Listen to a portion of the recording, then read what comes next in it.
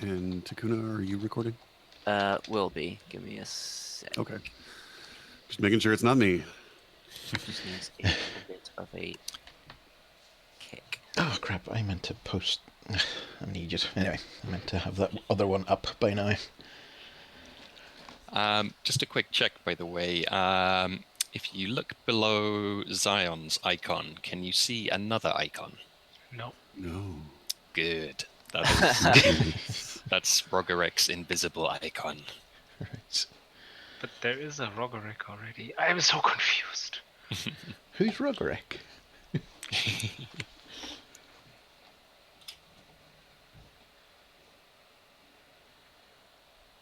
Right.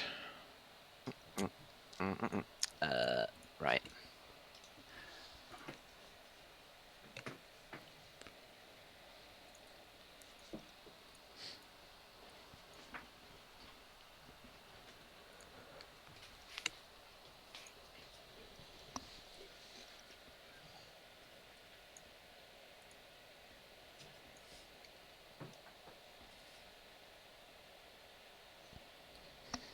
Are we good? It's being funny. I hate funny things. They burn. Beep. There we go. Are you not waiting for anyone else? Nope, I think This we're is the good to crew. go. So, welcome to session number 26. How about we start with a lovely recap of what happened last time? It was mostly bad.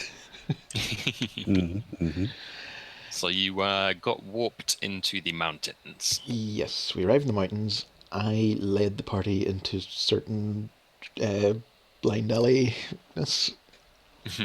Yeah, we're in a misty jungle. There's fog everywhere, and visibility is quite low. And at first, we had Nye kind of trailblaze for us, and we kind of didn't find exactly what we were aiming for, but then we got into a fight with a terrible thunderbird that really ate all of our lunch. Bean contributed the most to that fight in the sense that he fell to his near certain death. And on the way down, he pressed a button on a box that turned everyone blind. Yeah, he did the bad thing. Doodle. And yeah, that was great. after which point, I think actually right before everyone was struck blind, somebody managed to get a pretty decent hit on the Thunderbird, and it scared it away. But we still are on the quest to find the Mountain Mirage, the asset that we can use in our upcoming apocalyptic battle with the aliens. Right on. So what happened towards the end of the session? Everyone We had our robots do a scan, and they were able to find an opening for us. But of course, we're all blind. Yeah. So again, quite the difficulty step, I think, is up just a hair from that. But we had our robots do a scan, and they were able to show us this map right here that we were looking at, and they found an opening into the base, perhaps it is. Where the exact nature of this thing is still pretty unclear, I think. And the bird that attacked us sort of flew off. I think it got bored. Yeah. And it turns out there are loads more of them in this sort of cloud bank mist. Indeed. So in terms of what we're looking at on this map here, the yellow thing right here called the warp point is where you warped in. The yellow thing is where you, that's where you fought the bird in the canyon. And it's where you left the artillery bots as well. So the yellow thing is showing the artillery bots. The green is where you are, so you're loaded onto your carts. Luckily, they can still see, as can Minim, and also Varix has some pretty decent other senses that he can use to compensate for his lack of sight at the moment. But Nye and Blaze and all of the other currently absent people are certainly blind. Up to the northeast, the red thing in the middle is the installation that was identified by the bots, and the red blobs around the side of it are the firing ports of the mountain barrage that were identified. It's possible, or rather probable, that there are more situated along the mountain range, but the bots only had a limited scan range, so that was what they could pick up. So the weather is still grim and stormy. You can hear the sound of thunder and lightning rolling off from your northeast. It's currently much less close and present than it was because there isn't a thunderbird stalking you and your warp signature currently, because you frightened it off. It is, so the carts have laid out a route for you, which actually doesn't seem to be showing up very well on this map for some reason. But it's the kind of green blobby things, so that route is like... Oops, nope. Yeah, they're visible. Yeah, Okay. the green blobs are visible. I don't see an icon for us. Oh, no, it's this party cart. Party cart? Yes, exactly. Alright. So that is yourselves. The cart is rather damaged, as you can see from its health bar, as are the artillery robots. And Cannot see its health bar. Oh, you can't? Can see the artillery health bar, but not the other one. So we're in the party cart, but what about in the game? Sorry, I love that joke. Like, I never get over that joke. So, basically, you're all perched atop the carts, and they are they tell you that they have this route plotted out, which is the topographically quickest route to get there. They ask if you have any objections to that route, or if you want to make any changes to it, or if you just want them to forge ahead.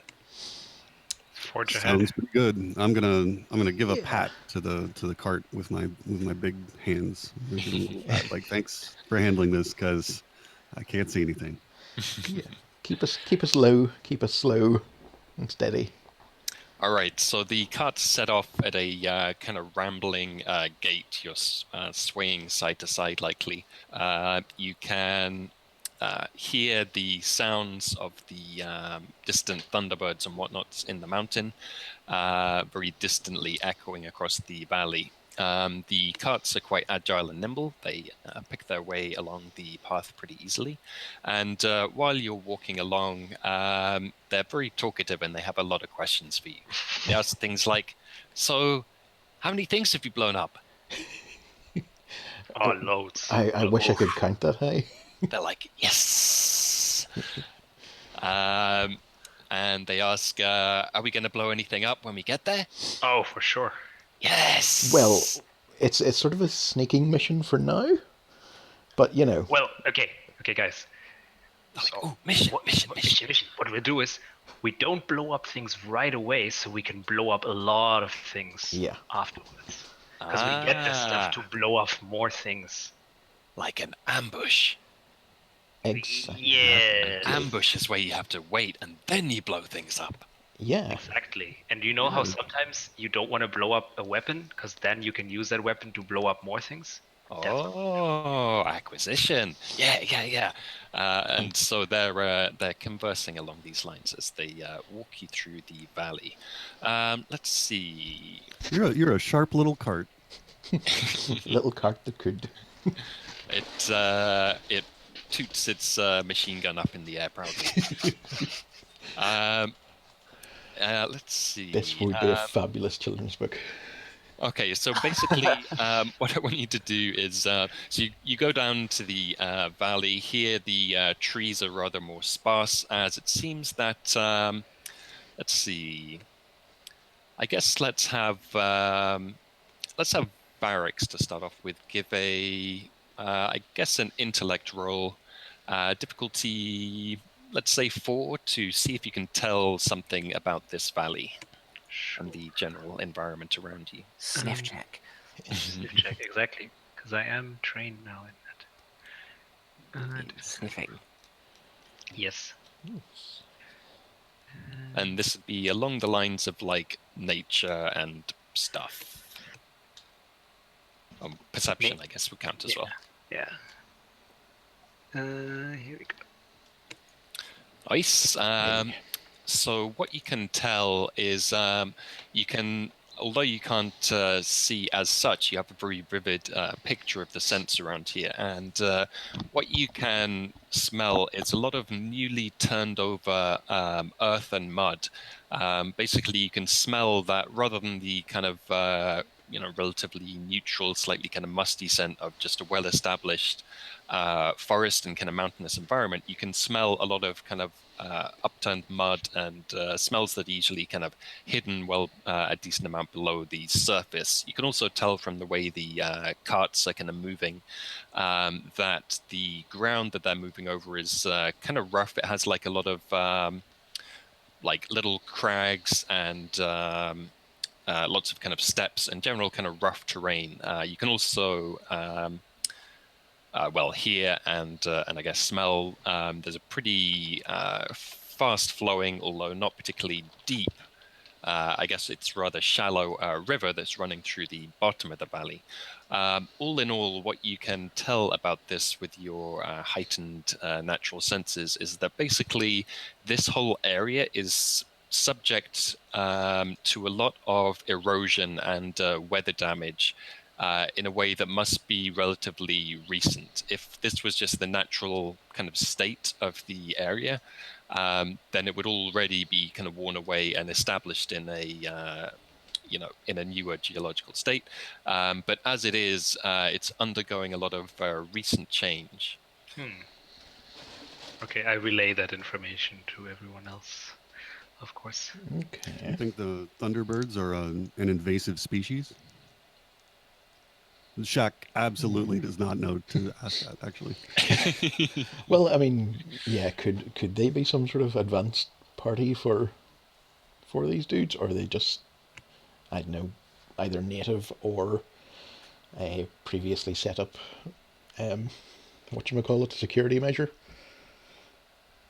Yeah, they seem like more likely that they're security, but do they smell like this place?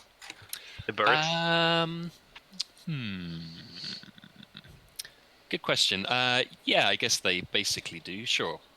Okay, so Like the one that you fought, at least, what little you could tell of it, it seems to live here, basically. Smelt of loads of ozone. Yeah. Mm. That was like the overwhelming scent of it. Right. But to the extent that you could, smell where it lives and whether the scents on it match up with the surroundings, they seem to do so. Okay. As you get roughly to the middle of the valley, so you can see, actually, hold on, let's just get a measure here. All right, so it's about 4 kilometers or so up to the main slope of the mountains ahead of you. You can see these great, sense, and in Minim's case, see these great kind of towering thunder and lightning filled clouds surrounding these mountains. You can also hear and just generally pick up the signs of several more of these thunderbirds or storm beasts swooping around within these clouds. And as you get to around the middle of the valley, the cart bots stop, and they kind of tilt around as they start examining the clouds, and they raise their machine guns up to point towards it. And they kind of crouch down a bit like kittens on the attack, and they say, "Ooh, targets detected! Targets detected up there!" Don't fire. They're tracking them with their guns. Remember, we're sneaking here. Yeah, remember acquisition, ambush. Sorry about this, but we're saving you for more shooting later, rather than a little shooting now. Give me a anyone who wants to give me a intellectual difficulty 4 to talk them down, basically, and keep their weapons safe. Not my strong suit, so Mine neither.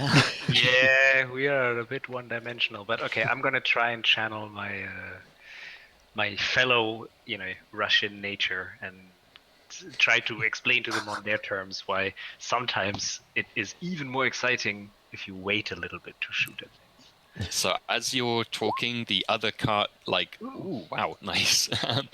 It circles around to kind of face you, and they're both listening intently to you as you talk.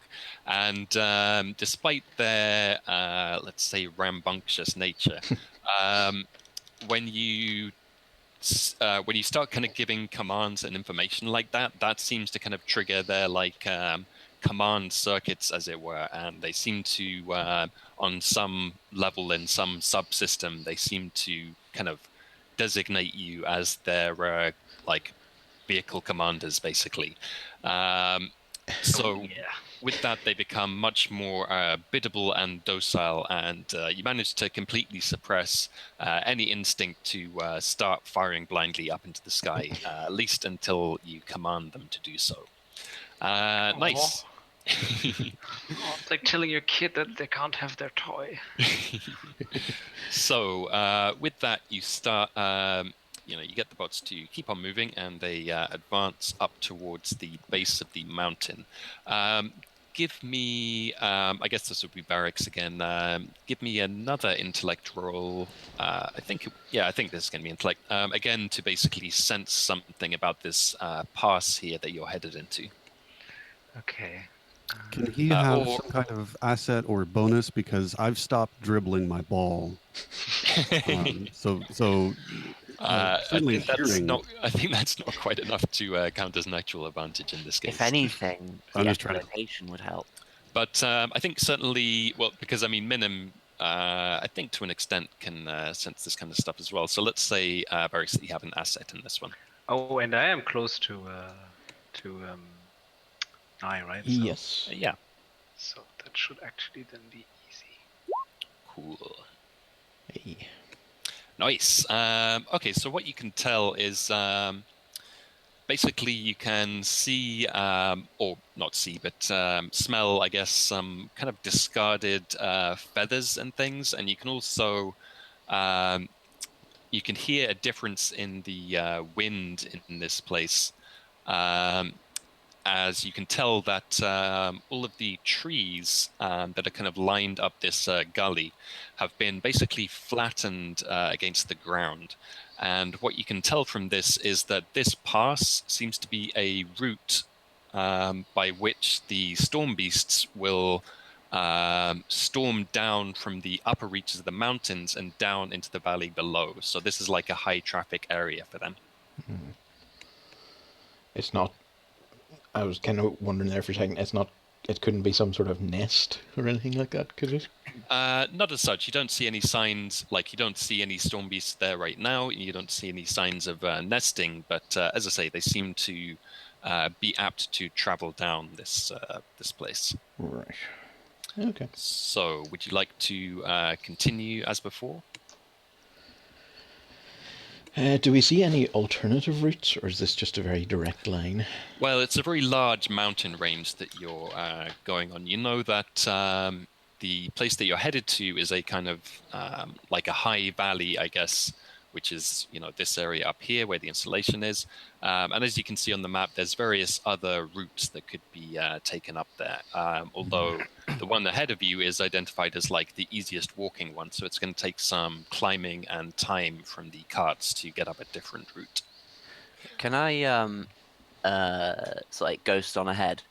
Just to sure. kind of make sure that the path is fine. Okay, sure. So, how far away from the group would you like to go up? You can use the ruler tool to measure stuff. My intention was to just carry on up at a slightly faster pace than the party cart, and then as soon as I get to the base, come back. Okay, I mean... so I'll be gradually moving further and further away. I mean, so currently the cart is at the bottom, so that... we just said kind of assumes that they're going to be going on up the same gully route ahead. Yeah. So is that what the party wants to do, or...? That sounds fine. Shaq is completely unafraid. Knowing that there are Thunderbirds around, or Storm Beasts rather, around, does not faze him in the least.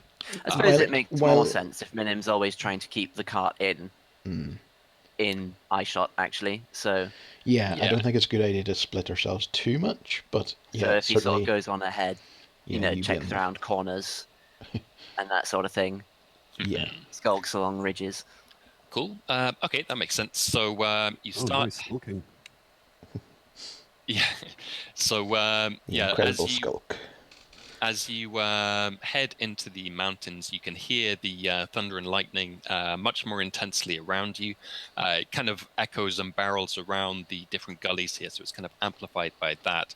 And also the visibility, even for those who can see, starts to drop further as you head into the much thicker bulk of the kind of clouds and mist. With Minim, so in fact, Minim actually can't even get too far ahead of the cart while still maintaining sight with it. The carts ask kind of respectfully if you want them to turn on their headlights in order to let you get further ahead while still seeing them. No. I mean, I can see in the dark. Yeah, I think it's true. best we maintain a low profile as we can. So I'd say at this stage visibility is somewhere around 100 meters, and let's say Minim, you can see out to like 200 meters through the fog and stuff. So you stay about 200 meters ahead, and you start heading up this kind of very blasted gully. You can hear the swoops and kind of distant moans of the storm beasts in the clouds around you. And as you advance up the gully, Minim, you start to hear a fierce rumbling, rushing sound on the air. And you can probably sense like a wave of slight pressure as one of them seems to be heading your way. It seems to be coming up from this area, up in the north. Down through the higher valley, and then it seems like it's possibly, although not necessarily, going to turn down the gully where you are. Right. Hyde, is there anywhere nearby that we can sort of duck into? Let's see. I think there's not like an obvious cave or anything. As I say, this gully is very, all the trees have been kind of blasted down by the impacts of the storm beasts flying down here. There's kind of a trickling stream, I guess, kind of running down the middle. But that doesn't really offer any protection. Just about the best you can do is like head over to the side of the gully and kind of try and just nestle yourself in against the biggest outcropping of rock that you can find. So I'll assume that you do that. Minim, how are you reacting? I assume you've already kind of passed this information on to them. Yeah, I mean, just kind of skulk. I don't know, it's kind of like blend in. Fair enough. All right, let's do... Shaq is holding on to the machine gun on the cart, so that as the cart is doing the sensing for us, Shaq has an idea of where anything is coming from, right? Yeah, sure. Let's say the cart obligingly starts giving out kind of like it does. Like it's not very it's not possible for you to make a very accurate picture of it, but it basically does kind of like the motion detector in Aliens thing, where it's kind of sweeping back and forth, and you can tell from roughly from the sound or the kind of amplitude of the sound how close the target is, and from the timing as it sweeps back and forth, roughly what direction it is. But it's very imprecise at best. Let's have you make a... I'll let this one be a speed check to try and like hurriedly hide yourselves as best you can against this storm beast. So let's say... Presumably any stealth will help as well. Yeah, definitely stealth would help with that. I think... I'm glad I trained in Yeah, that. I actually think this is... it's a level 7 creature, so I think this is going to be level 7. Sensing things that are hiding on the mountainside is kind of the specialty of these creatures. Right. Oh boy. I am certainly consistent. Shaq is ready for game 2 of this series. So he's not that worried about stealthing. He's gonna. Can I use my? Oh well. Ooh, okay, I don't think it matters. I don't think I have to roll. All right, so through the mist and the stormy clouds, just 1 second.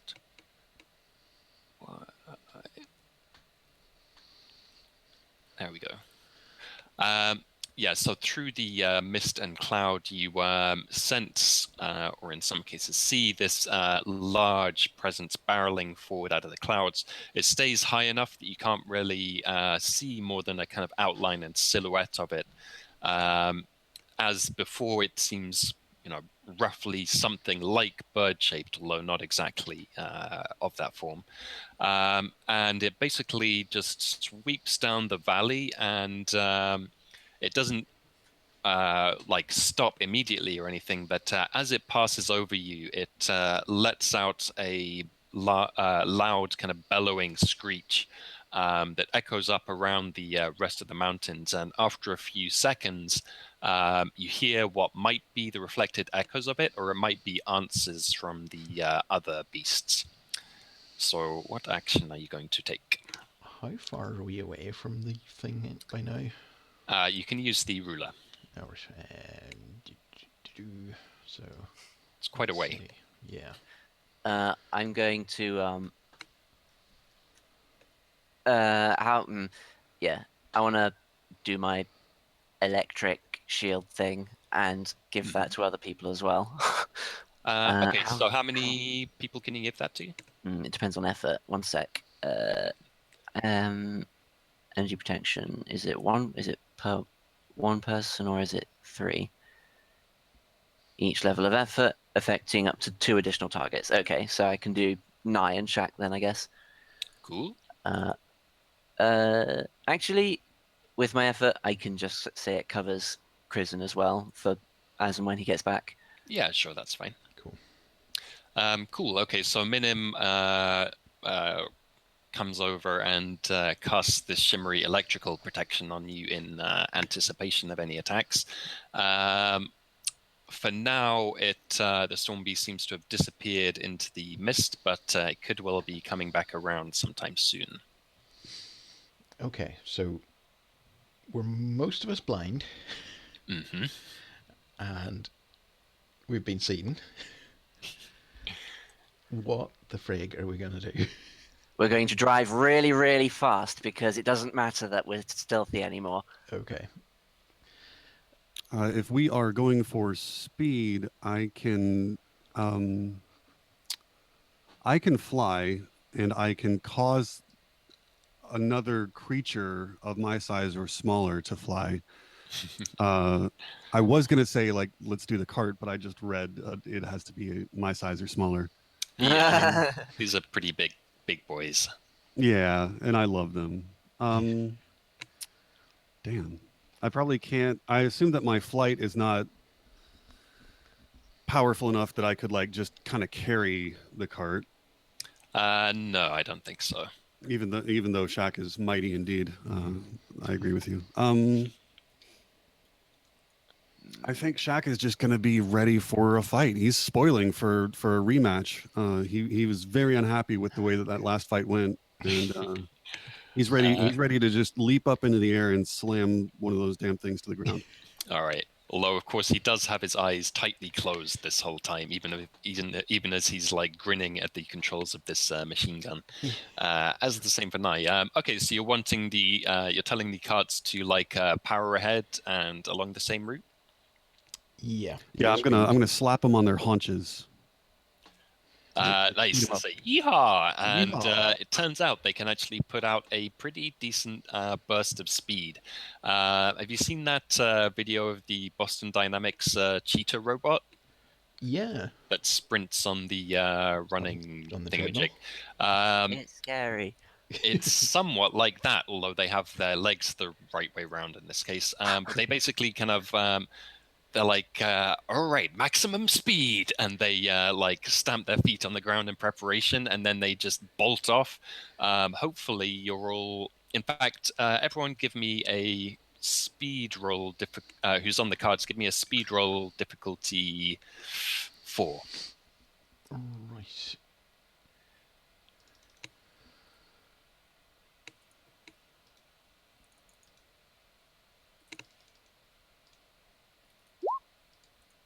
Ha! Oh boy. Very nice. All right. So I'm gonna.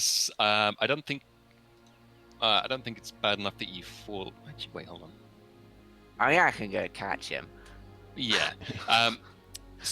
Oh, hang on. You made it difficulty 7. Yeah, exactly. There would be a problem. Okay. Yeah, so I think actually your roll would have succeeded. So you get bumped and jostled about as suddenly these things just go sprinting across this uneven ground. Basically, they're like leaping and bounding across it so that they don't have to deal with individual like obstacles as such. They just kind of spring up to the nearest flat space they can find with their surprisingly powerful legs and just bolt uphill. You do get bumped around and threatened with falling off, but you're all agile enough that you manage to stay put. I'll try and make sure everyone has a rope to hang on to. Yeah. The engines of the carts are now putting out a kind of bucking, thumping whine as they advance forwards, but they do make a good pace. As you go up the valley, you... let's see... guess I'm going to move this a little bit and put that about there. So you come up over the ridge of the gully, and you're confronted with... It's kind of a strange sight. You can tell that basically, as I mentioned before, this is like a high natural valley, not formed by a river, but just formed by the gap in between the peaks here. However, it seems to have been even more severely eroded than the ground down below. In fact, you can, from up here, the area that you can see around and ahead of you, which is like maybe a kilometer away, although it's obscured by mist, you can see and or hear and feel the impacts of many bolts of lightning that are hitting the area around here. And you can see, or Minim can see, a lot of basically damage to the rocks and the kind of natural ground here. And in fact, what seems to have happened is that it almost seems as if there might have been seismic activity or some kind of seismic event that happened here, because kind of what would make up the floor of the valley has basically been... there's kind of a rift in the ground along it that's forming a kind of deep, broken kind of valley or gully that is standing in between you and the installation. You can also hear, it sounds like either the same or possibly another storm beast is on the approach as well. It won't be here just yet, but it will be here soon. And Minim and I guess Varix, when he gets back, you see that the area looks something like... Just give me a second.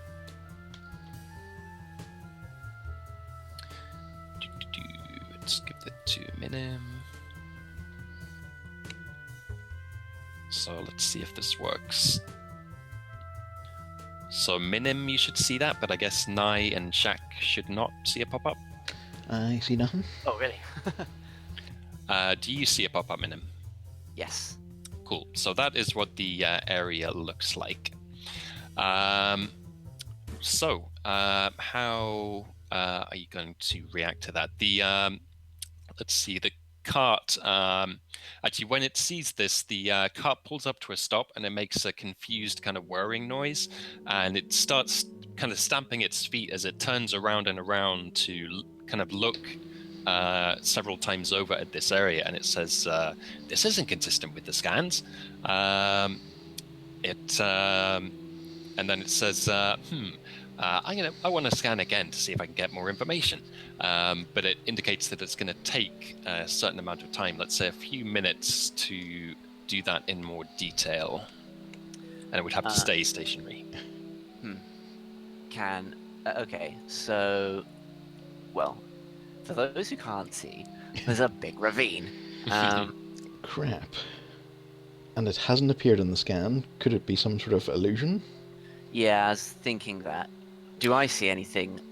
So you've got that. So you just kind of automatically recognize illusions. Is that right? Yeah. You can see that this isn't an illusion. The cart wonders if maybe the error in reading is just because of all the interference in this area. It says, there is a massive energy reading underground, though, and in the side of that mountain, and it points across the ravine, basically, to the other side. The ravine, by the way, is... let's have a look here. It's pretty far across. It's, I don't know, at least 100 feet across, I'd say. Mm-hmm.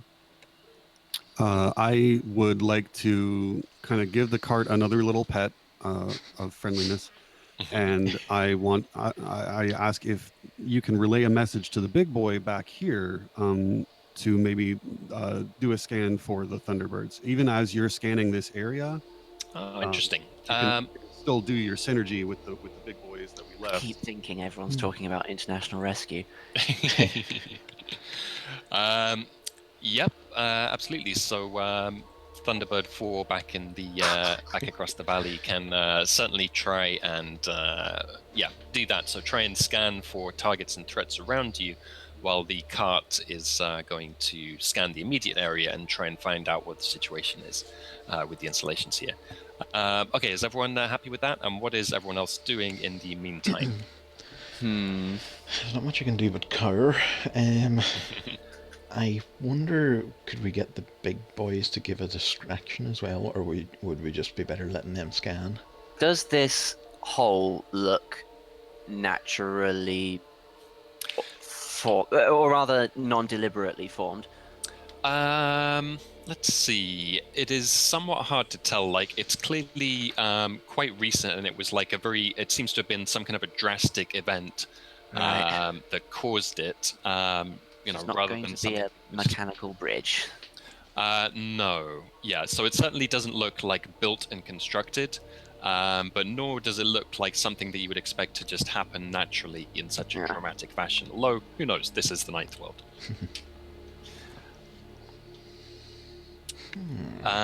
So yeah, I mean, are you basically just going to kind of hide, or are you taking up different positions, or I figure the cart can't hide, right? In order to do its scans, it's got to be out in the open. Yeah, pretty much. Yeah. I'm gonna stay with the cart. I love this little guy, and I want to protect him like a mother bird, or maybe another mother. All right, fair enough. Minim, where are you going to be? Can I just teleport to the other side just to have a little mooch around what's on the other side, the immediate area, see what's going on there? Would I have enough rope to reach the other side? Let's say yes. Could I give you a rope to take through your teleport, or does it work like that? You could fire it and I could catch it if it works like that. Yeah, you can't. I think we established before you can't like teleport with the rope. It would just snap the rope off. I can make somebody weightless easily. Like, I've got a hover ability that's really cheap, so I can make somebody weightless for free and then just shove them across the chasm. Could literally okay, I don't actually know what it's called. What's it called when you shoot the ball from across the other side of the court? 3-pointer. I mean that yeah. There's no word for it. There's really half court shot is kind of the best you can say. Yeah. For that. Half court them, the person. There you go. Yeah, I'm totally down. Okay, so this is Nye that you're wanting to throw over, is that right? Or, I mean, you tell me what you're wanting to do here. Well, that is more of a Krisen thing, or a Varex thing to do. Yeah, Varex is the king of the fastball special, but in his absence, I will make you weightless and then just chuck you myself. Okay. I'm gonna put you. I'm gonna take both hands. I'm gonna grab you and put you right up to my chest, and then I'm gonna do a basketball pass of you across the chasm. My last words before I go sailing over are, "Don't tell Varex." So I'm kind of thinking like this makes them like basically neutral buoyancy. Is that right? That's right. I could like overshoot. I could like there is Yeah. zero Plus, you can't point. see, so I'm gonna have you, Shaq, make a speed roll. Difficulty. Well, you are blind, so I'd say 6 to try and make the shot correctly. Okay, now I am trained in sports. Yep, that would definitely. This is obviously sports. All right, yeah. I don't like this sport. Okay. Let's see. And did you want speed? Is that correct? Yes, please. Okay. Difficulty 6. Speed difficulty 6, trained, effort 2. Let's go. Yeah. Nice. All right. So you could literally do this with your eyes closed, and you do. You take Nye, hold her waist in a basketball grip, and just launch her across the space, and she lands exactly where you aim her. So now, Minim and Nye are now on the other side of the canyon. What you can immediately see, kind of looming out of the fog, is basically there is a large round metal door that is inset into the side of the mountain, and it has extending forward from it what seems to be kind of a like road or a kind of track basically, but that just goes to the side of the ravine and then like drops off and disappears basically. So clearly it was made before the ravine appeared. The other thing that you can tell about this door is that it's been completely melted. All of the features and whatnot have have melted and shifted together. You can see big, it's kind of burnt black in a lot of places, and there is Minim, you'll be able to see there's large kind of dents and scrapes in it, but it seems, as far as you can tell, to have been completely welded shut. You can, let's see. I'll take a little peek inside. Yeah, so you can phase through, right? Yeah. All that you find inside is completely solid rock in a collapsed tunnel. Oh. Looks like it'll be some distance before you could find any open space. Uh-oh. And I think, like, just to slightly rein in the OP-ness of your phasing and teleporting and stuff, like, the general rule that I want is you have to, like, once you're inside an object, like you're phasing through it, your senses are basically completely blocked off. So you have to rely on, like, knowing what's on the other side and what direction to head in to actually get there. Yeah, that's how I'm operating it. Yes, you know that if you just tried to head through these rocks and stuff and try and find something on the other side, you might well end up just like going off into the mountain and then basically getting lost in there, which would probably be bad. So yeah, that's what you find in there. But clearly there is, clearly there is indeed some kind of installation, and there used to be access through this door. Okay, so, well, I guess, do you come back out of the door? Or do you stay in there for now, or? Is there a control panel for that? Oh, the door's welded shut. Yes, it's completely melted. So it's just rocks on one side and then a door, and there's nothing else? Yep, pretty much. Okay, phase back out. Okie doke. With that, you hear again the booming whoop of this storm beast approaching, and in fact you hear two of them as it seems to have brought a partner along. And what happens first is that one of them swoops down and passes right overhead of you. It doesn't attack, but it seems to be working out exactly where you are, basically. Do you do anything in response to that? Oh yeah, you mentioned before about. Oh, sorry. Yeah, actually, I forgot about these. Actually, yes. So that happens. It swoops overhead, but you aren't immediately attacked again. the cart, which is kind of out in the open on the south side of the ravine, it has started doing its scanning and so forth.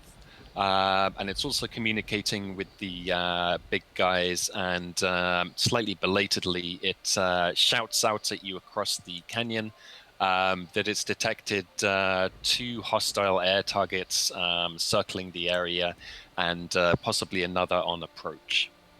You did good, little buddy. Thanks. So let's, it's going to take a few more minutes, basically, for these cart to complete its scan. You mentioned before about getting the artillery bots to do some kind of distraction. I'm just reminding you that that's an option if you want to do it. Otherwise, describe what you do. I worry for having the artillery bots try and take on these things solo. Yeah. I think that they'll probably get destroyed, and I love them.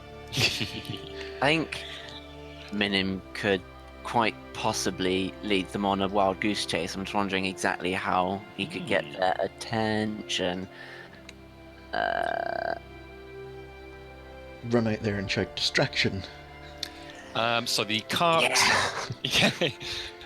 the cart has a machine gun and a flare launcher. You also have some kind of ciphers that might help with that.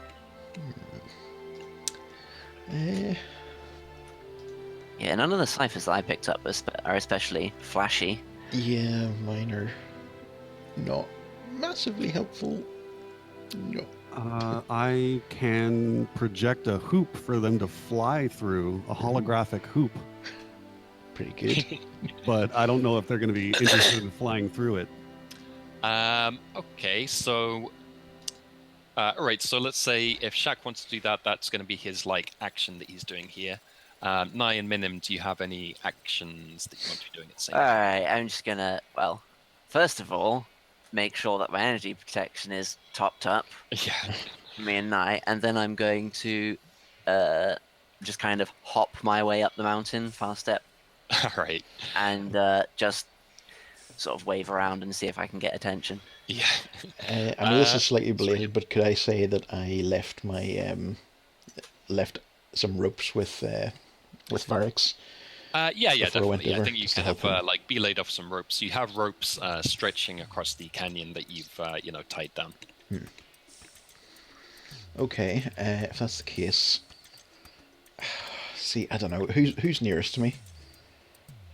Well, that was Minim. Yeah, I'm just going to try and, for now, find a place to hide, or just crawl up into a little crevice or something. Yeah. Because let's say around the door, too good. It was built into a relatively vertical cliffy kind of place, and that whole area seems to have taken some damage. So there's certainly let's say there's enough hollowed out spaces that you can kind of hide yourself down in one of those if you like. And you can feel the wet mud and the misty rain drifting over you as you listen to the events happening outside. Okay, so that is all. Can I briefly retcon real quick?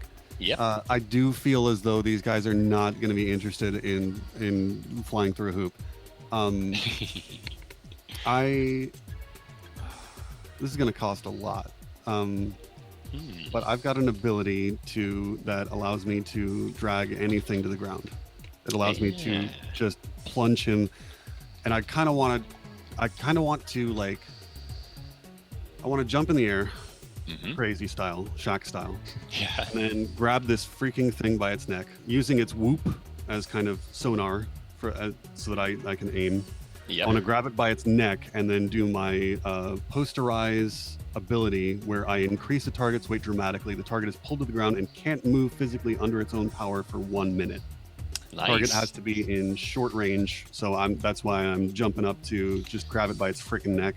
Nice. I know that it is electrical, but I've also got Minim's electrical shield, so I'm feeling pretty okay about that. That is true. All right, so you're going for the extreme air tackle. Mm-hmm. Cool. Okay, so you will set yourselves up in those positions. Let's see. Let's have Minim make. I don't know. You could do intellect, or I guess you could do speed to try and distract the beast in your direction, kind of up towards the side of the mountain.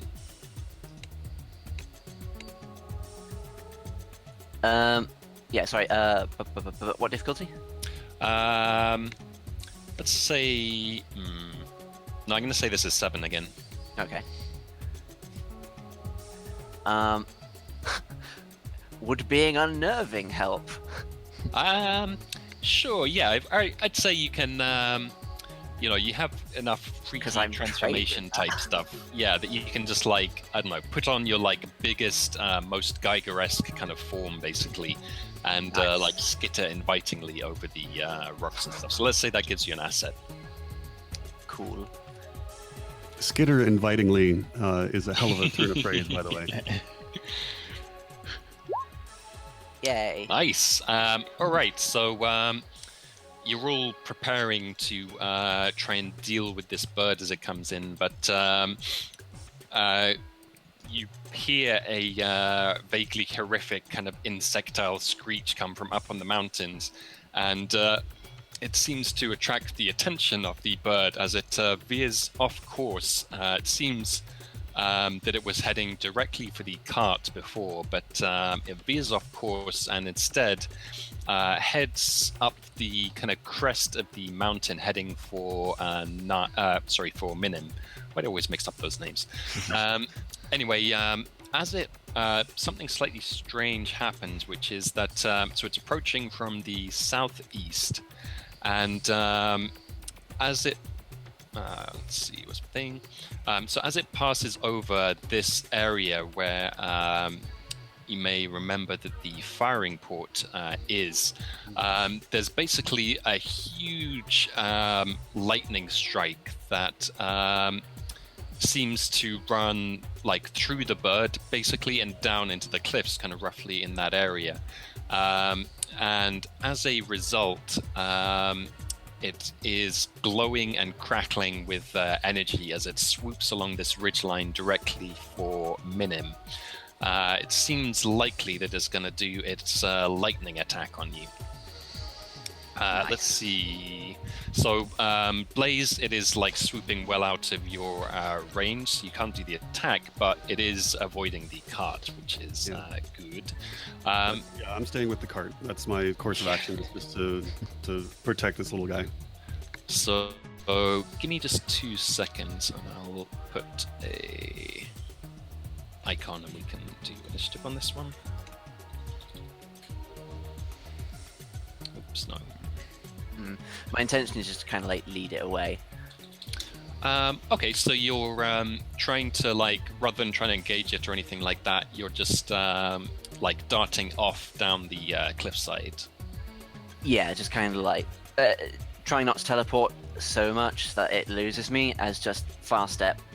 Constantly. Okay, interesting. Okay, so in that case, make me another speed difficulty 7 to basically like kite it. Alright.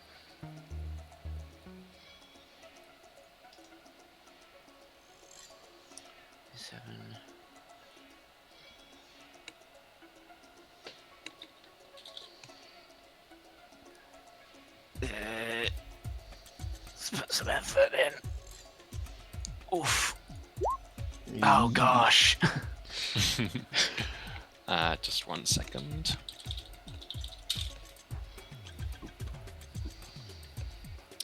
All right, so let's see what happens there. Okay, so let's see. All right, let's see. I think I'm actually going to give you a choice on this one. So you start, you're teleporting along, but you can see that it's tracking you really well as it's, and in fact, it manages to slow down its speed, so that it won't overshoot you as easily, and you can take so you're not able to kind of successfully draw it away while avoiding attack as such. So you have a choice of you can just accept that it's going to catch up with you and try and deal with an attack from it, or while keeping its attention, or you can basically just teleport far away and try and hide, but that risks it turning back towards the main party. I'll take one for the team. All right. So in that case, it swoops right at you, and you can feel this kind of crackling, static-like sensation of the charge in the air around you changing, and it attempts to. You see another bolt of lightning strike down from the sky through it, and it tries to channel that towards you. So you can make either a speed or a might defense. We're going with speed. All right, that's difficulty 7. Okay. Actually, no, sorry. This is actually going to be difficulty 8 because it got charged up by the firing port. Sure. Okay. Well, I can reduce it by 1 anyway, so I'll just put it to 7 with what's it called? Defensive phasing. Yeah, cool. Bit. I can put in 3 for free. So 5, 3. Okay. Please don't lose. Nice. All right, so just at the last second, you're able, you do the baiting bull type thing. You just stand yourself up on a crest line as it approaches, barreling towards you, and as it's approaching so close, you actually get a glimpse of it that isn't obscured by the fog and the mist and so forth, and you see that it looks like. Where are we? Why is it being weird? Oh, I see. Let me just quickly set this up.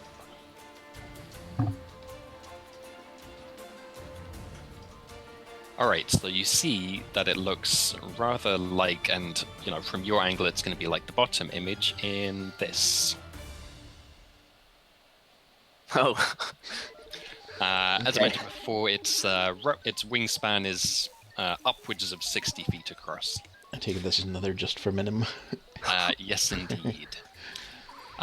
Okay, so that thing is approaching towards you. You're facing off against it on the ridgeline, and you can just see this huge crackling bolts of electricity both crawling over its surface and also just arcing out into the air around you. But just at the last second, you disappear as the lightning bolts of its attack just strike into the ridgeline that you were stood on. So you manage to successfully avoid that. It goes flying up into the mist again with a frustrated sounding screech, and it seems you have a moment of respite before it will attack again.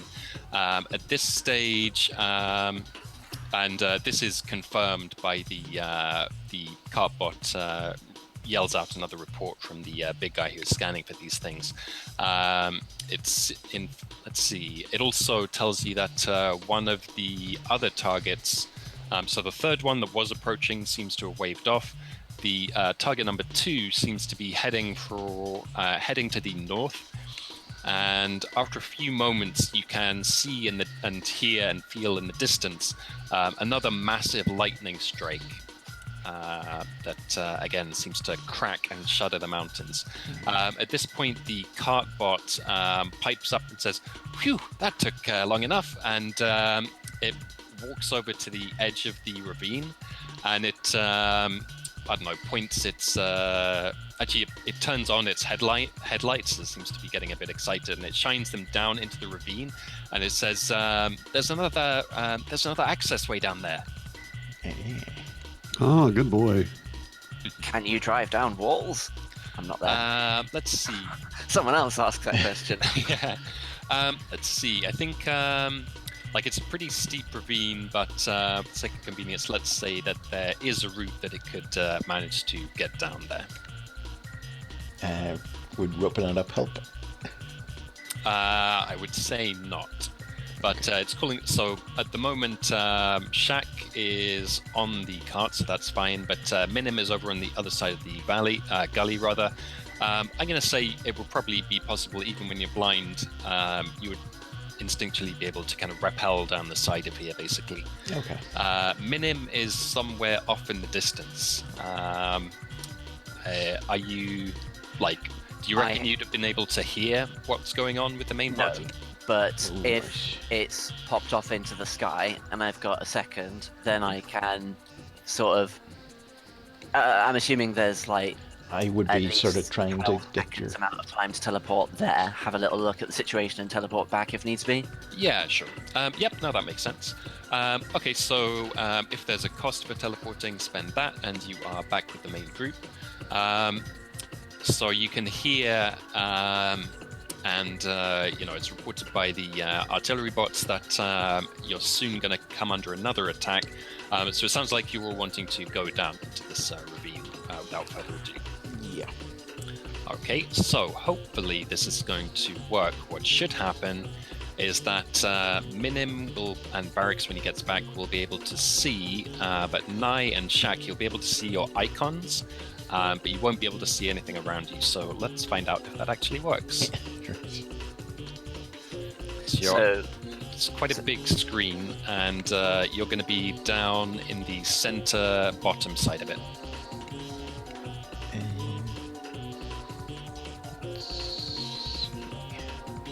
That is big.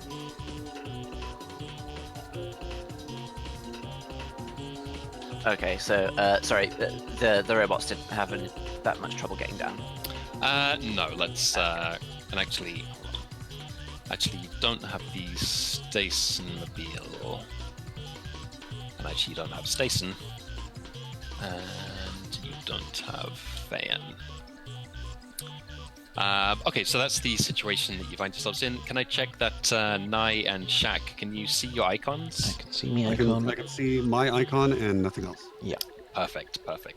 Okay, so that is the situation that you find yourselves in. I guess the cards will report to you that you're in a muddy bottomed ravine with kind of streams of water and stagnant puddles as well lying in it.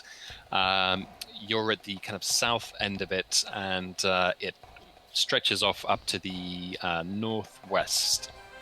There are no particularly immediately obvious features here. You just see kind of rock walls where you're looking around.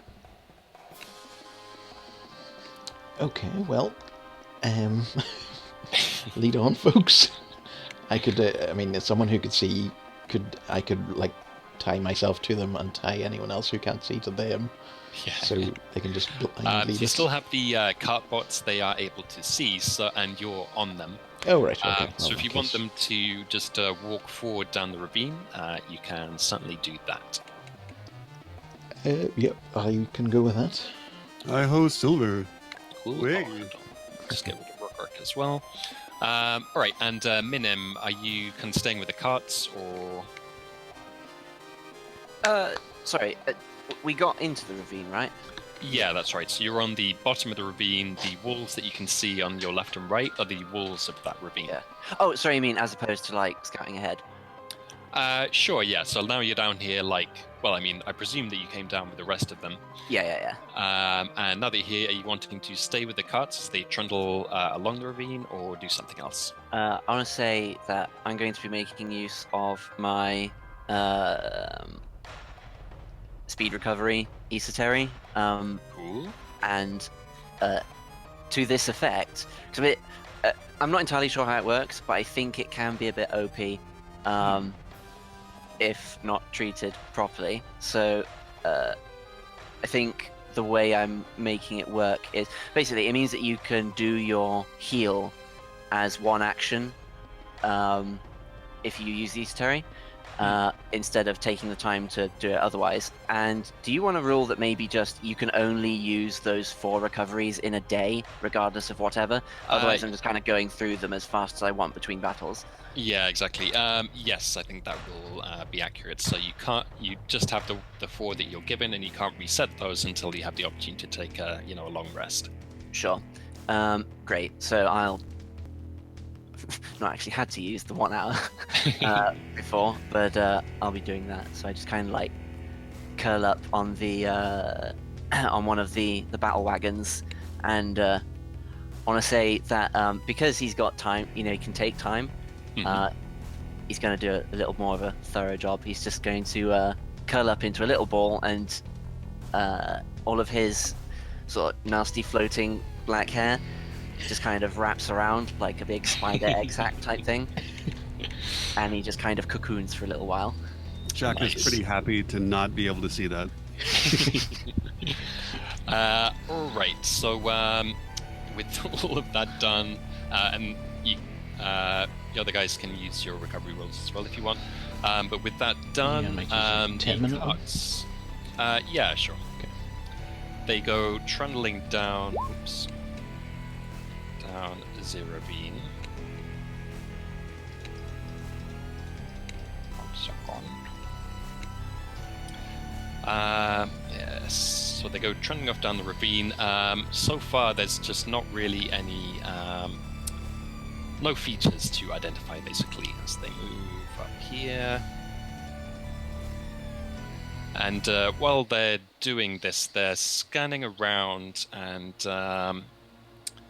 not having a great deal of success. Let's see. Whoops. Weirdly, I can see a little bit A now. bridge. That's... Well, actually, that's just like, it's more like a kind of ford, I guess. Like, this whole area that you're in is, well, not exactly flat, but it's like more or less on the same level. All right, okay. Let's see. Do you visually notice anything that you want to be checking out? That just applies to Minim, of course. Yeah. Sure. Assuming, you know, we've been traveling along this ravine for a little while, then you'll just kind of like be lazing, but keeping an eye out. So I don't know if I spot anything, then I suppose that could be. There's no passive perception in Numenera, is there? Not really, but actually, just to keep things moving, I'm going to say that you notice something all of a sudden. Okay. So basically, as you look over in this direction to your kind of northeast, you see that this area of the cliff wall has it's kind of collapsed, basically. So it seemed to get undermined by the flowing of the water here, and a section of it collapsed. And as you examine it, you can see basically an area of the wall that seems to be more regular and flat and solid, rather than just the craggy rough wall around it. And you can see something that looks like it might be some kind of entrance in that area. So if you go and investigate, let's see.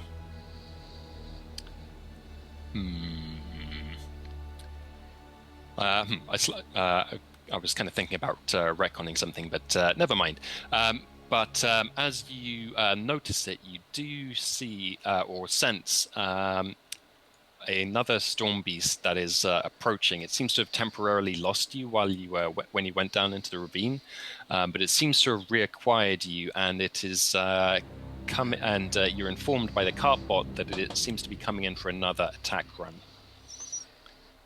You hear the distant boom and rumble of another discharge from one of the firing ports in the upper mountains.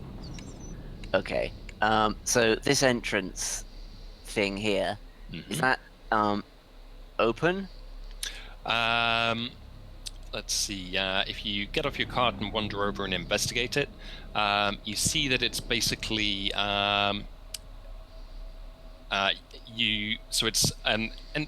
it's an opening about I don't know 6, 7, 8 feet across. And as you look down into it, you can see a metal floor and what seems to be a metal corridor. It is not large enough to fit the cart bots, but it is large enough to fit people. Why, oh, why don't we have either of our illusionists? I'm willing to bet that the cart has a tarp in it. And we can just throw the tarp over the cart and call it good. They do have tarps. So you only have a matter of a few seconds or a few dozen seconds before this storm beast is going to come barreling down here. So how are you going to react? I mean, if we don't have a really solid plan, I could just lure it away again. Sure. I mean, Already rather nervously stamping their feet, the cartbots are raising their machine guns up in the direction of the sound that's coming. I'm luring them away. Okay, cool. So Save you're these just like, robots from themselves. yeah. Do you tell the others about this entrance first? Yes. Oh gosh. Yes. Yes. They can't see it. I grab Shaq by the shoulders and I kind of like just point him in the direction of the door and say, "That way." Shaq takes off like a shot. All right, so you stumble your way across the broken ground in that direction. Varix, you can. So I've left you with. So the others, I guess you will have missed this. Nye and Shaq are able to see their icons, but they're not actually able to see anything else around them because they're blind. You and Minim are able to see. I've just gone ahead and left you with full sight because that's easier. Although, in character, you can't actually visually see. So you've, well, I guess you will have missed. Basically, they got to the site of the installation. They found the door welded shut by some kind of large attack that had been made against it. But the carbot sensed an entrance down in this ravine. So you've clambered down there. You found a small entrance that seems to lead inside somewhere, but there is a storm beast on the way, and it will shortly attack you. I see. And how much smaller are the entrances than the cardboards? Significantly smaller. I mean, these things are like about the size of like a boxer van, and the entrance is only about 6 feet across or so. So, yeah. So Minim is luring them away. I'll take a nice. Well, Shaq has just charged off, I guess. Yeah, he's like shot himself across the space just roughly in the right direction. Yeah, I'm just kind of hopeful that I'm not going to hit a wall, really. Yeah, go ahead and make me a speed roll difficulty 4 to avoid doing that. And this would count as sports. What sport? Rock wall floating, not hitting. I love that one. Used to be quite good. You successfully rock wall float, don't hit, and manage to get yourself over in this area. So you can kind of feel around, and let's say you manage to feel the edge of this entrance here. Nye and Varix, how are you? Turns reacting? around and says, I'll "Nike, take feel the edge." Sorry. I'll take a nice hand and then just lead her across. All right. Thank you. That'll work. Okay, so Minim is flashing off, and we'll resolve how well he's able to distract them in a second. The cartbots call out plaintively for orders. Disengage and go into hiding. Go dark. Oh, Go dark. Despite your command over them, you do hear a disappointed whine, but they look around and they scamper over into this area as well. It's not an overhang as such, but it is relatively unexposed. Now let's see how. I wonder if these things have like lightning powers. Does that give them? Maybe they can see the robots in some way. Yeah, I guess I'll just give this to you. You do seem to have noticed that they always seem to have prioritized the robots as targets. Could it be that if we had them in low power mode or something, they wouldn't be able to see them as well? You could certainly speculate in that direction. Do you want to tell them to turn their power off? Hibernate. Okay, you so. do that, and instantly they'll go choo-choo-choo. They say good night and settle down onto their winches and go into low power mode. Shutting down. Yeah, exactly. So Minim, let's have from you, I guess, just a speed roll again, difficulty 7, to try and once again catch their attention and draw them away from the main group. Aight. Thanks, Minim. 7, You're weird but good. Yeah. Wait, so this is just okay. It's just a speed action to get their attention, Yeah, I think so. right? You could do Cool. intellect as well, but up to you. Well, they're basically the same pools for me because of the doodad I picked. Oh, don't worry, never mind. All right, so I think you're going to have the same choice again. Do you want to let them catch you, or do you want to hide, and they may end up going for the main group? He wouldn't have a +1 from me by any chance? You haven't been displaying much grace at this point, so I say no. Or in the last 2 weeks? Minim sighs and resigns himself to more pain, probably. Okay, so you've hopped yourself up onto, let's say, kind of the top of the ravine to try and get away, but they simply swoop in too fast. In fact, there's 2 of them, and they are both crackling and glowing with energy that they've drawn from these firing ports, which is why you underestimate how easy it will be to get away.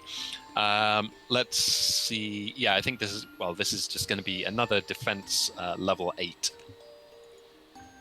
In fact, no, I'm going to say it's going to be 2 defenses of level 8.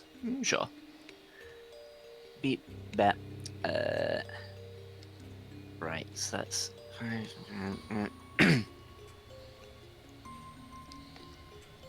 Okay, a little bit of effort might go a long way. Why? Oh dear. Alright, another one. Okay! Oh, nice. All right, so the... well, let's see.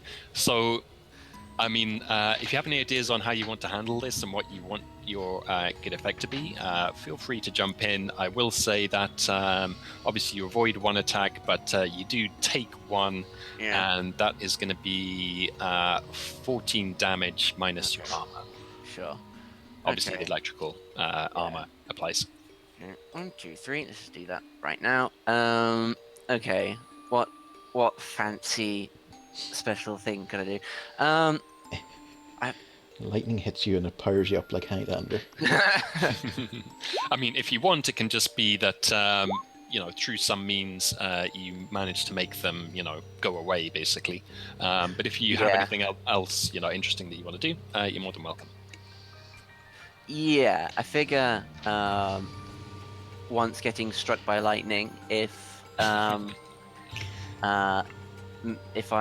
think when he gets kind struck of by hurl lightning, myself backwards kind of thing, and just as I go flying backwards across all of sort of craggy outcroppings and stuff, I secret myself under a little ledge, so all they saw is I went flying in a direction and they now don't see me. Nice. And from underneath that rock I teleport the hell back into the ravine. Very nice. Okay, I just want to add that when Minim gets electrocuted, he definitely does that thing where he flashes and you can see his skeleton. If he has a skeleton. And it's all curly bones. Oh, nice. Oh, gross. Shaq is It's so like glad it's like to- long overgrown I'm fingernails. so in glad there, none of us can actually see. just like bunched up like concertina wire inside his body. Oh.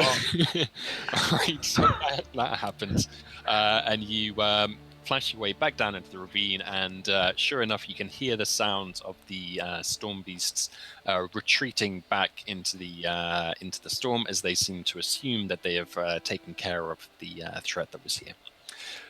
Nice. So that happens, and you find yourselves huddled in the bottom of this muddy, gross, rainy, cold ravine in front of this entrance that you can see into a metal corridor down below. Yeah, go ahead. Well, I guess I should take charge on account of actually being the only one who can see. Yeah. Well, Minim can as well, but yeah. Minim can, yeah. So I'll lead the way, I guess. Wait, how do I go? Can I go inside here?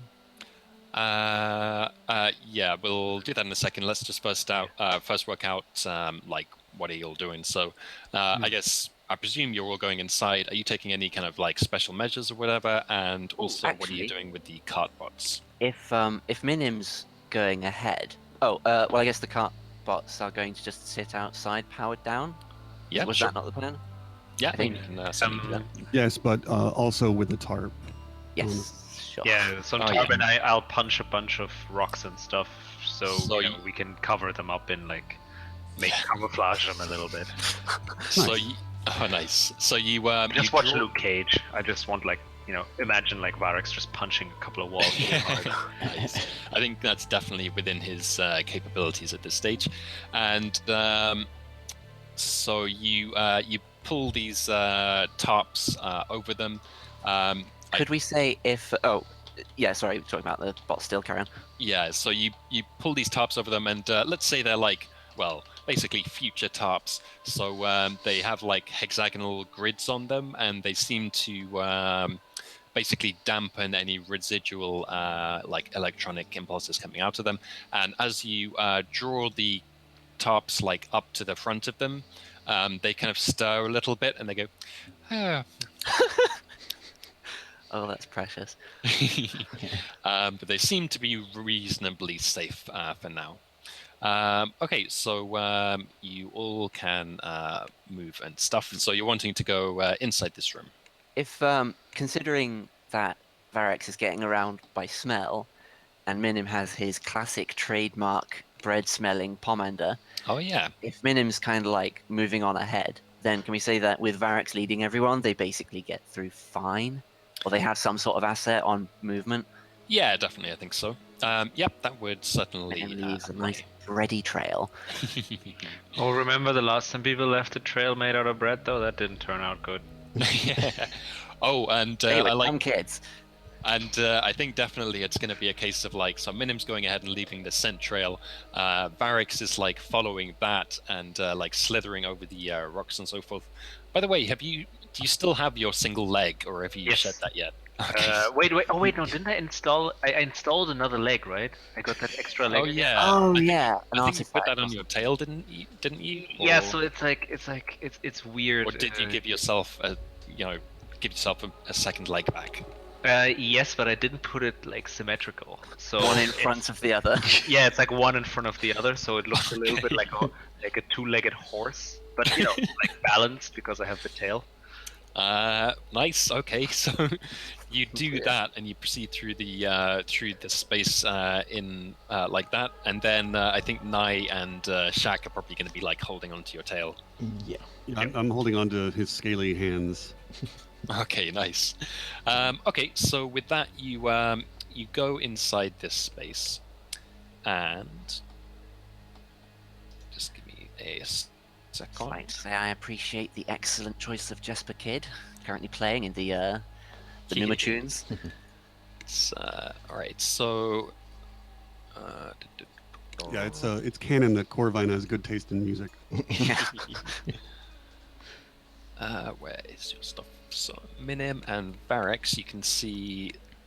Oh wait, no, sorry, I'm doing the wrong one.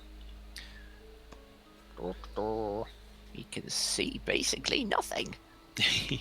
Oh right, never mind. That's cool. I'm literally staring at a black screen. This is pure. This is like here's the deal. This is theater of the mind, but even my character is engaging in theater of the mind. Right? This is theater of the mind of the mind. So many theaters. So it looks somewhat like this inside. So Minim and Varex should be able to see that. Is it Frausti? It is indeed. It's maybe not quite as. Actually, no.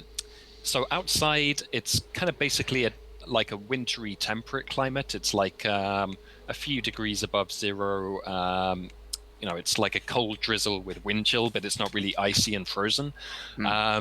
Yet when you jump down into this area, it is much colder inside, and you can indeed see those icicles and stuff hanging down from the ceiling. There's kind of powdered rime and frost and stuff on the inside that makes the floor somewhat slippery especially for those who cannot see. You are just a note about kind of what you can see. If you look here, you should be able to see a bit in the wall. Those are doors. Oh. And this right here that you're standing next to is a spiral staircase that goes upwards. Huh.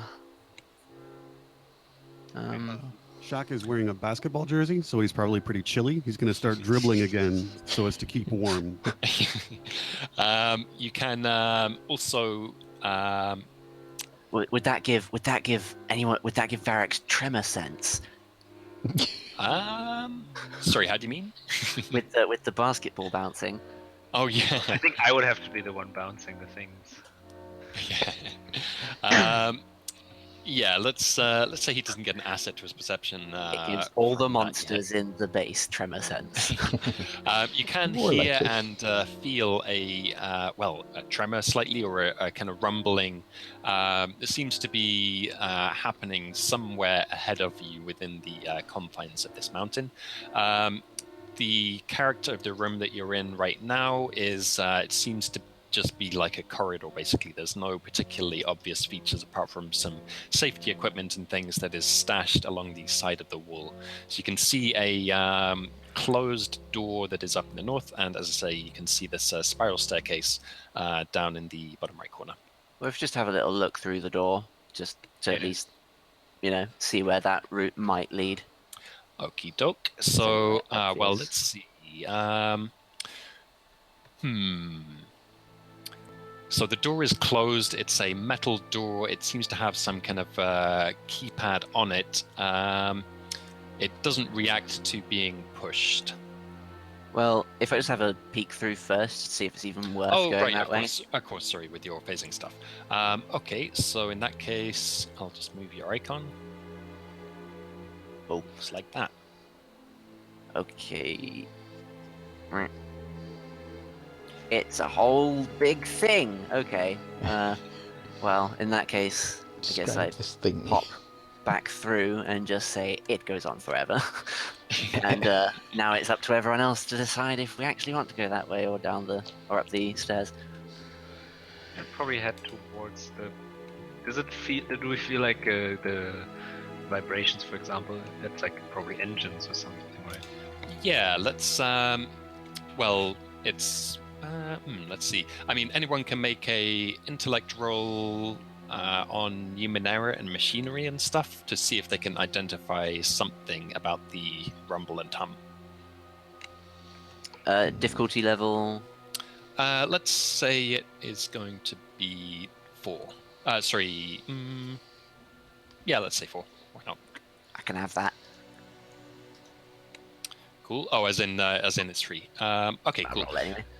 Yeah. So, sure enough, although you're not quite as much of a kind of machine wizard as Hyoyeon is, you can tell that this is clearly some kind of, presumably some kind of power generation or something that is going on here, and possibly some kind of a very large, very heavy-duty machine that is being powered, presumably something to do with the mountain barrage. Do I feel like it's on this level, or? Let's see. That's a good question. Would that be more like a perception type roll? No, I think you'd be able to. I'm just trying to figure out exactly where it would be in relation to you. I think it is below you, and it is in the southeast direction. All right. You can also, looking around, you can tell that currently the room that you're in, at least, is doesn't seem to be powered. You can see light strips and stuff on the wall, and you can also see that there's like displays on the keypad for this door, but none of the lights are on. Well, it might be good that there's no power right now. Yeah, because Perhaps. power brings defense systems. With great power comes great opposition. So which route would you like to take? The north door or the staircase upwards? So sorry, the staircase, does it lead towards the rumbling or away from it? Well, the rumbling rumbling seems is to be below us. downwards, and the staircase goes upwards. Oh, I've got an idea. We could split the party. That would be fine, I think, with the setup, because I can keep track of everything on the map. Okay, so Nai and I are. Obviously. All right. Okay. We'll need one strong strapping young lad or lass to rip the door off its hinges. Yeah. All right. I can't push Shaq through. Right. Well, I'll help in any way I Oh, can. actually, no. Hang on. I can teleport. Yeah. Come on. Let us punch through the door. Yeah, go punch the for door. it. Yeah. Naya, let's do this. I'll lead Naya up to the door. Okay. And, like place, sort of like take her hand and sort of aim the punch where it needs to go. Right? Like sort of slowly, like Yeah. bump, bump, and then I'll go to the other side, so we basically can just kick it out of it or punch it out of the hinges. All right. It seems like a flying kick maneuver. Yeah, I think I'll go for the kick.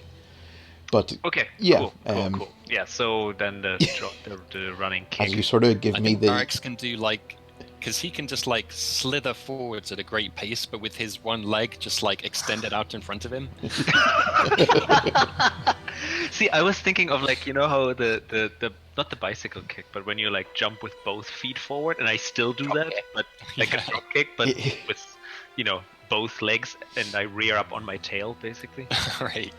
So let's have both of you give me a might roll difficulty, let's say 5. as I feel where my blow is supposed to land, I'm like, haha, now I have the advantage. So let's see, do I get an asset for that's Yeah, let's say both of you get an asset. Well, we get an asset anyways, right? and Working together. when we're working together we get 2 additional points of damage when we attack. Nice. Yep. So let's punch this. Nice. The door has a bad day. The music is also quite nice for this. Yeah. So I do a running sort of spin kick. All right. So, oh, nice. Just making it more and more elaborate. So, you both impact the door perfectly in sync, and it seems to be so. It's the kind of door that drops down from above, but rather than be slotting into deep runners, it seems to have basically kind of little bars that go out the side, and they slot into the runners. So those are relatively easily broken, at least by such mighty warriors as yourselves. And as a result, that door is now open. Okay, and You don't need even no rogues. even in our blind state, I hold out my hand and we do a high five. Fist bump. All right, so I don't know how much this is going to slow us down, but rather than like moving you myself, I kind of want to have like Minim or whoever's following you who can see, like telling you where to go, because the collision will still work with your icons on the walls. Well, And you have to make a bounce sound every time you hit a wall.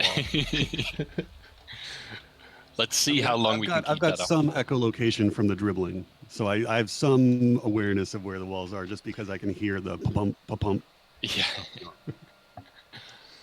also some of Minim's hair, which is like 7 foot long, finds its way into Shaq's hand, and he basically leads him along like a guide dog, skulking along on the floor. I'm down. I was gonna hoist you up onto my shoulder, because I think Minim, that's way less creepy. is Minim. Well, I mean, Minim likes creepy. Actually, hold on. How big is Minim? Minim's 7 foot tall, but he kind of like creeps around a lot. Okay, let's do it. imagine Let's do he'd it be- creepy style. I'm gonna have a handful of hair.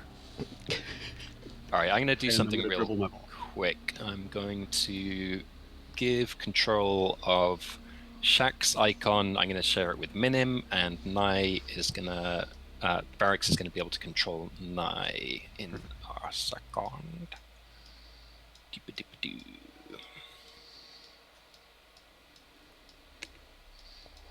I really like the Hyperlight Drifter soundtrack. Ow. Blah blah and Minim. Alright, so Minim you should be able to control Shaq now. Ow.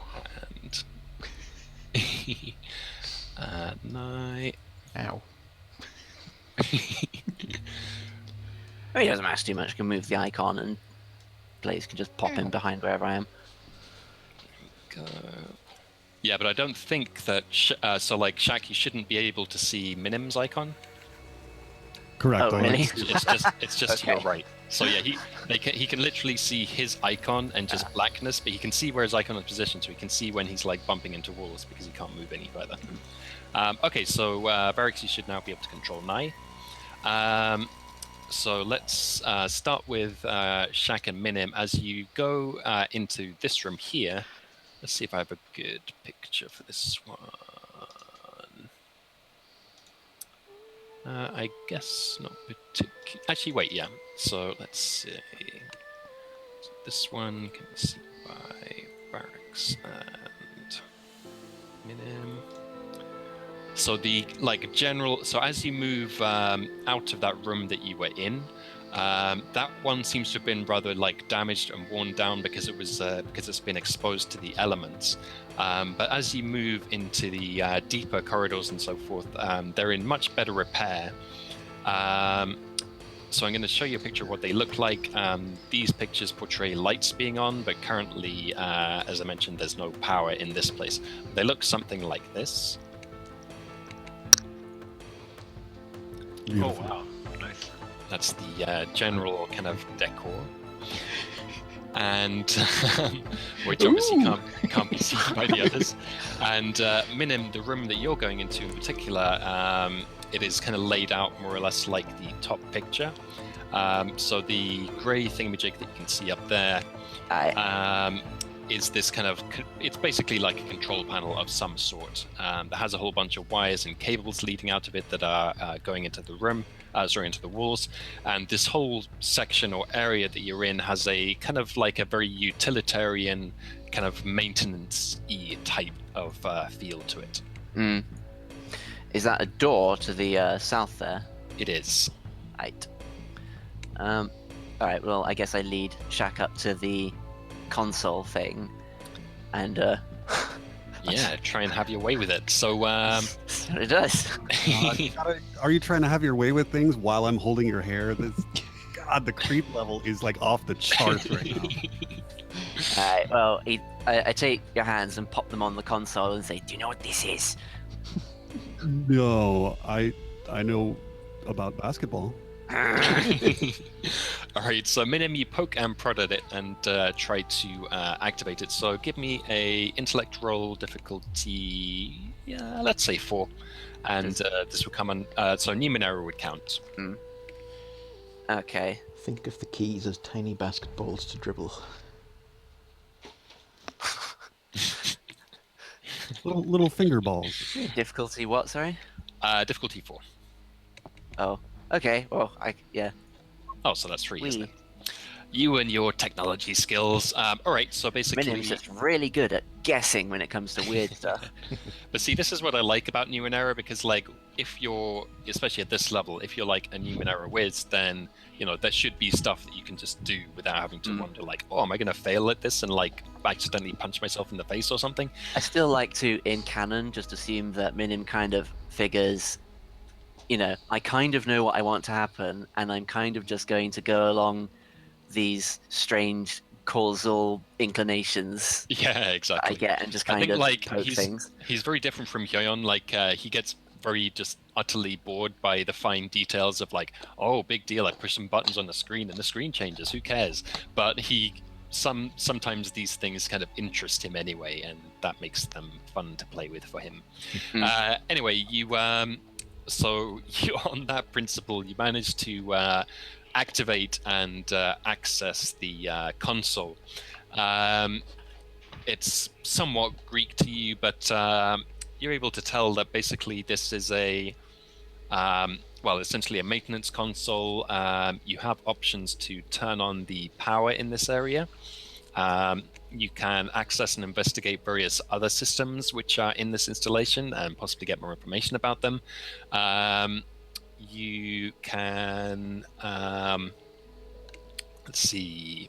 Yeah, I guess you can basically call up essentially a kind of map of this area as well. Let's see. Okay, let's do it this way. Out of those 3 options, so turning on the power, getting a map of this area, or probing for information about the larger installation, which one of those would you like to concentrate on first, if any? Sorry, getting information on the larger installation, and what was the former? Turning on the power or getting a map of your immediate area. All right, we'll forget about the power. I figure Minim just kind of wants to know where to go next. So, Okay, yeah. what would he's not looking through it in terms of like seeing what options are available to him. He's just kind of being guided by this general principle of get to the place that gives us the thing. Yeah, So, sure. whether that's a map or kind of like information on the larger facility. Okay, interesting. Let's see. No, I'm gonna have you actually choose. If you choose the map, then I'll just actually. I don't think I can easily reveal it to you as such, but I'll describe to you where you can go. But if you want to get information, then you'll have to roll for how good that information is. Okay, well, just give me the map then. I think that would be good. That gives me scope to kind of do more guesswork, which is thematic. Cool. Okay, let's see. I'm kind of... Okay, this is slightly fiddly, but you know what? I'm actually going to quickly turn off everyone's sight except yours. Okay. And then I'm going to turn off the line of sight stuff so you can just see the whole place. I will have to memory it. Yes. What is this? Take a screenshot, babe. That's cheating! Gosh, what the heck is going on here? Oh, I see. You call it cheating, we call it enhanced winning. Oh, we're on a different map. I never even noticed that. Yep. What the heck is going on? Why can I not... Oh, I see it. Sorry, I had the wrong thing. Alright, so... Turn off barracks. Turn off... my... Deactivate the shack. And then... Oh, hold on. Gotta do one extra thing first.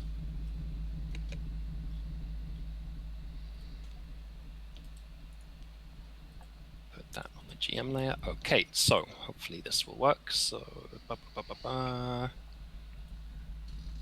undo that. All right. Can you see the whole? Can you see the whole place? I can see. You can see. Close your eyes. Okay, sorry. I can see everything. Clearly now, yeah, I'm just going to ask you to close your eyes and Minim examine the map for a little while. This is method acting. It's like every time I want to do something, I have to click on my skills while keeping my eyes closed. Well, I'm gonna turn it back on in a second. I see a bank. Okay, we're good. Cool. Okay, so turn these back on. I've literally turned off my monitor. Okay, should be safe again. Cool. Yeah. Okay, let me just give you back your sight because I have the power. All right. Well, Minim's going to make a beeline for that most obvious place, which was obvious. Which Yeah. The obvious place. You're so descriptive. Just a second while I turn on his eyes. Barracks. There we go. All right, so let's leave you guys up there for a second. Let's go back to Barracks and Nye. So you're investigating the staircase upwards. So I assume you just want to go up there, in which case you go around like this. I'm sure I call it investigating in my case. I actually can't imagine how that works with the layout that I saw. I guess it's another map. No, it's well, yeah, it's. Oh, there were layers, but yeah, exactly. Okay, so you climb up this rather tall staircase. It's probably, I don't know, 5 stories tall, something like that. No particular features. It's just a somewhat wet and dripping and cold climb upwards. When you get up there, you see. Let's You take see. me to the nicest places. Yeah. Let's see. I think this is a storeroom. There's a whole bunch of kind of large metal crates and things. They all seem to be made kind of roughly to the same standard. There's also effectively a forklift truck, like a small one, and there's kind of racks along the sides.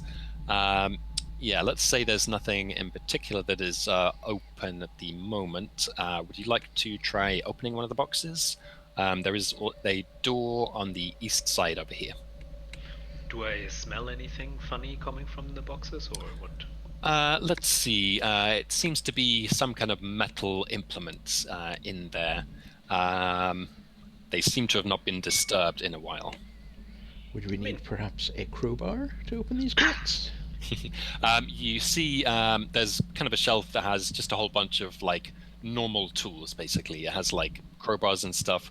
Let's say it has some power tools as well, which I guess I won't describe them specifically. But if you want a particular power type of power tool, I guess you can assume that you kind of have that. Right. Well, I guess we'll. Yeah, just pop one of the suckers open. See. All right. I mean, you're not locked. There's not like a trap mechanism or anything like this. Let's see. Well, I guess you'll find out. Yeah. So they're basically just big metal crates. They have like effectively hinges and padlocks, I guess you might say. So with the tools available, it is relatively easy for you to do. I won't make you roll. Inside, let's see what is inside. Inside you find so inside each crate, at least as the first crate, let's put it this way, the first crate that you open, you find curled up inside a very thick, flexible power conduit that has heavy-duty plugs on each end. Okay. Let's say... How heavy would that be? Could I carry it around, or...? Let's see.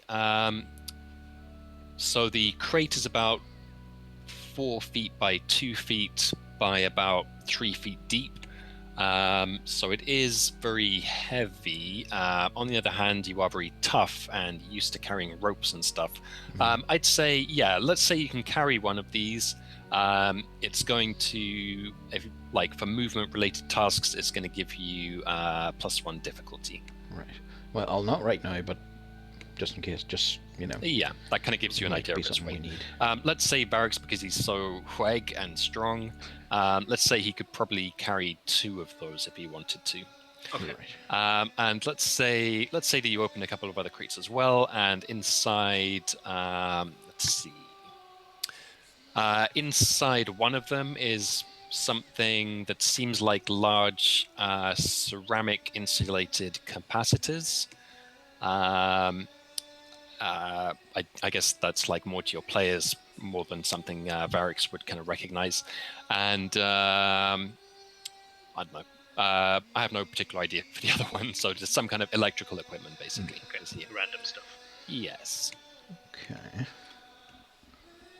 So that is what you will find in there. And as I mentioned, there's a door off to your east, or you could go back down these stairs. I guess we check Let's the have door. a look through the door. Cool. I'll move us, or... Yeah. So you can move you and you should be able to move nigh. Since the power is still off, you'll have to force your way through this door if you want to get through it. So that would be another might difficulty 5. You'd need to get 2 successes. Okay, let's do this. All right. We'll get through when we get through the door, I'll watch your back. No. Oh no. Fail. Let's see. I haven't been granted the gift of any intrusions this round. So what I'm just gonna take one. So what I'm gonna say is basically, so you line up for your charging shot, and Varix.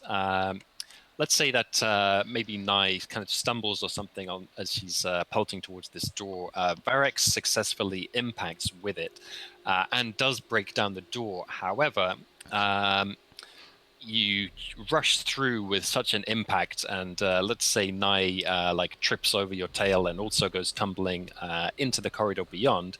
Sorry. Let me just remove that door. And what happens is, 1 second, those as well. So basically, you stumble through into this corridor, which is rather like it's kind of more like a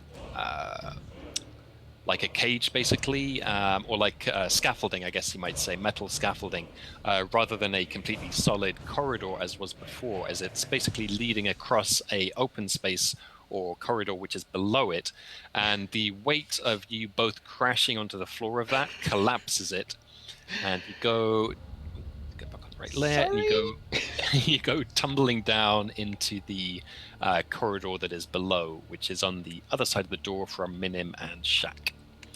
So that is going to be your turn. So you see that there is over on the right, no longer easily accessible. It's another door.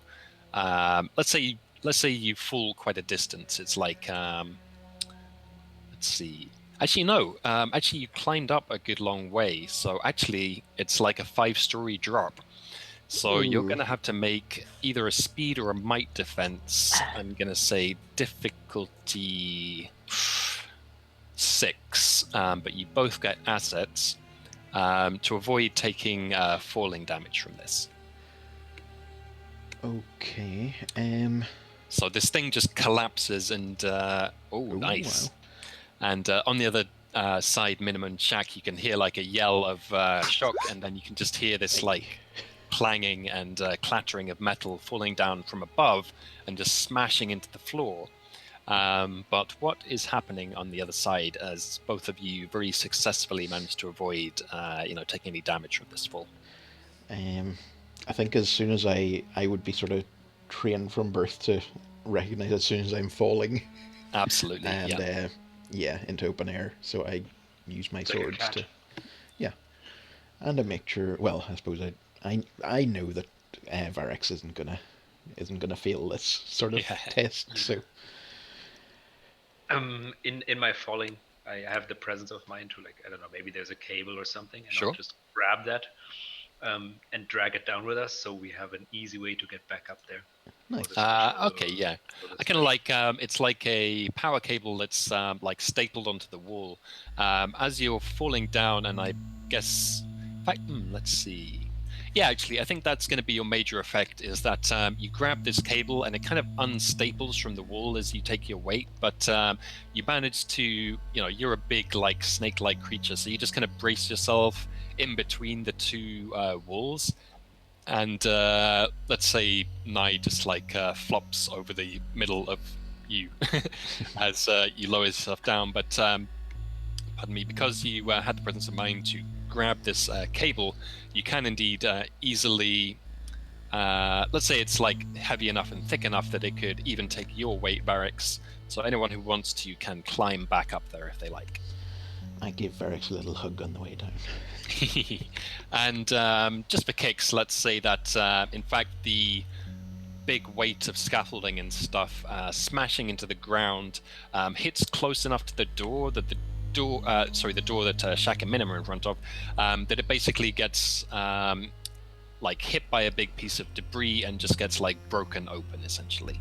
So Well, I will delete that, and you find yourselves all in the same space. yay. With that, do any reaction you want, and then we'll take a break afterwards. I'd just like to react to the fact that this music that's playing in Numitunes is thematic as hell right now. It really is. Yeah, you're killing it. You're killing it on the tunes right now. Yeah, the Shaq is just like utterly. Shaq is shocked. Shocked. He's utterly shacked.